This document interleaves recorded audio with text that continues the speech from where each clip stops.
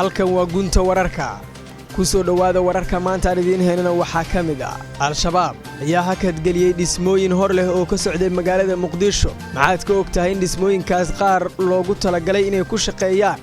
qaar ka mid ah wasaaradaha dowladda federaalka Soomaaliya warbixin ku saabsan ayaad warkeena ku daawan doontaan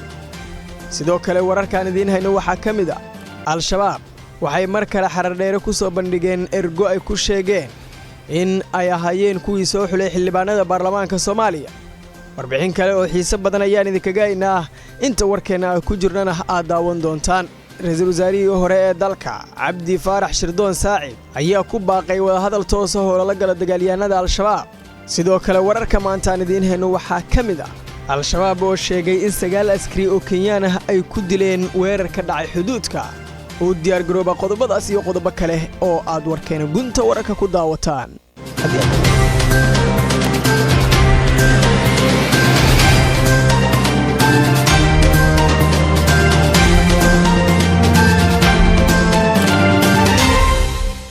haddii aad nagu cusub tahay fadlan subscribe saar channelkan si aad u hesho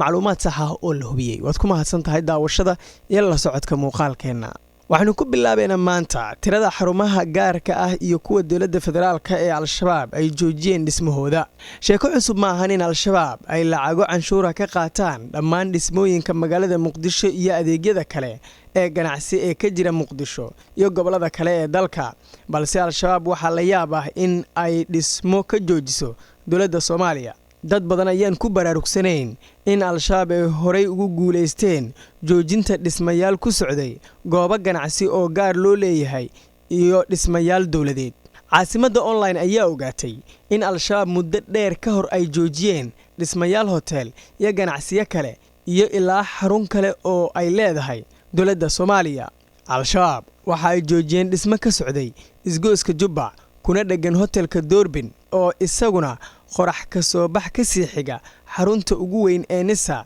sidoo kalena ku dhagan aqalka sanadka ee Soomaaliya dhismaha ayaa waxaa la sheegay in loo dhisay dhowr wasaaradood oo ka tirsan xukuumadda Soomaaliya sida gaadiidka iyo wasaaradda caafimaadka oo ku guuri lahaa dhismahaasi ay ugu sii shaqeeyaan mana bilaaban ilaa hadda dhismahaas oo muddaha kad ku jira sidoo kale al-shabaab waxa ay dowladda Soomaaliya ka joojiyeen dhismaha wadada isku xirta Muqdisho iyo Afgooye inkastoo markii dambe lacag lagu bixiyay dhismaha wadadaas qadar ayaa $100,000 ku bixisay dhismaha wadadaas al-shabaab markii hore ay hakad geliyeen goobaha sida gaarka loo leeyahay al-shabaab dayactirka ka joojiyeen waxaa ka mid ah hotelkii weynaa ee Maka al-Mukarrama oo dhowr jeer ay weerar ka fuliyeen iyo maqaayadii Hilaaca UK oo sidoo kale isku mar weerarka lagu fuliyay labadaas xarumood isla wararkaas ayaan ku jirnay markan waxaan eegaynaa ra'iisul wasaarihii hore ee Soomaaliya Cabdi Faarax Shirdoon Saacid oo u waramayay warbaahinta ayaa ka hadlay xaaladda dalka gaar ahaan dagaalka adag oo ay dowladda federaalka kula jirto dhaqdhaqaaqa al-shabaab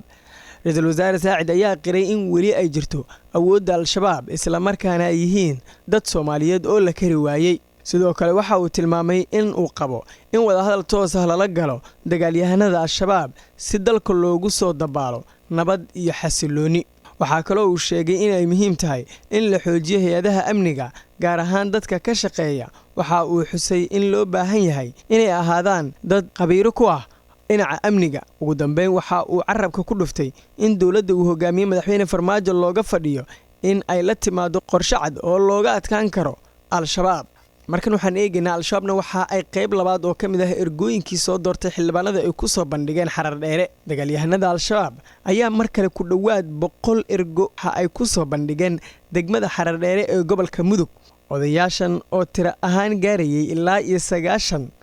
ayaa al-shabaab waxa ay sheegeen in ay cafis u fidiyeen isla markaana ay ka toobad keeneen sida ay hadalka u dhigeen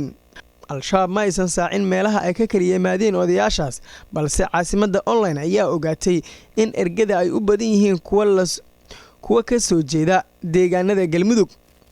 munaasabadda lagu soo bandhigay oo ahayd mid ballaaran ayaa waxaa ka qayb galay mas'uuliyiin sarsare oo ka tirsan al-shabaab oo khudbado u jeediyay ergada al-shabaab ayaa hore gobolada Hiiraan iyo Baay ugu soo bandhigay 100 ergo oo ay ku jireen 11 dumar ah kuwaas oo wax ka soo doortay baarlamaanka Soomaaliya bayaanka al-shabaab ee ka dhanka odayaasha ayaa soo baxay 15kii bishii July waxaana fuliyay ku dhowaad 1,000 ergo oo lagu soo bandhigay deegaanadooda. guud ahaan warkii aad ka daawanayseen gunta wararka waa inaga intaas. fadlan waad ku mahadsan tahay daawashadaada. subscribe-ka naga iloobin si aan ugu dhiirino inaan sii wadno muuqaalada iyo wararka aan idin soo gaarsiino.